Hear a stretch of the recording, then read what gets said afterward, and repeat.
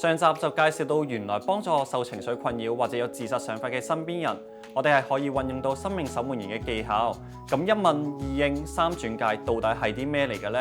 首先啦，一問啦，即係我哋要主動去關心對方啦，了解對方嘅狀況；而二應即係我哋聆聽完對方嘅問題之後，做翻一啲適當嘅應對同埋支持。而三轉介，即係我哋發覺到原來自己未必有能力幫助到對方嘅時候啦，咁我哋就要即刻揾一啲其他嘅社會資源去幫助啦。至於一問到底要點樣問呢？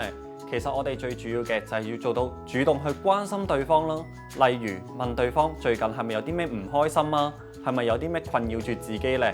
直接去了解到對方嘅諗法，甚至有機會嘅話，我哋可以問一問對方係咪有傷害自己嘅念頭。如果對方正係喺度計劃緊或者行動緊嘅時候啦，呢啲就係高危嘅情況，建議立即揾人去幫手或者揾專業人士嘅協助，因為我哋要記住啦，生命守門人除咗陪伴對方之外，都要去主動尋求一啲其他嘅方法去幫助對方㗎喎。當對方講出自己最近嘅狀況或者問題嘅時候，我哋更要運用一下聆聽技巧，因為我哋要知道啦，其實受情緒困擾嘅人士願意講出自己嘅心聲嘅時候，可能已經鼓起咗最大嘅勇氣，所以我哋盡可能啦，唔好打斷對方，聽晒對方講嘢，做一個好好嘅聆聽者。當我哋聽咗對方去訴說咗自己嘅困擾嘅時候啦，咁其實我哋可以去關心一下對方最近嘅心理狀況，所以我哋可以運用一個方法啦，咁佢就係心情溫度計啦。佢可以幫助我哋評估身邊人最近嘅心理狀況係點樣嘅。咁我哋一齊睇一睇心情溫度計到底係啲咩嚟嘅呢？我哋可以睇翻張圖啦。咁其實心情溫度計大致上就係咁樣啦，總共有6題嘅。咁1至5題咧就希望大家啦可以好似平時朋友仔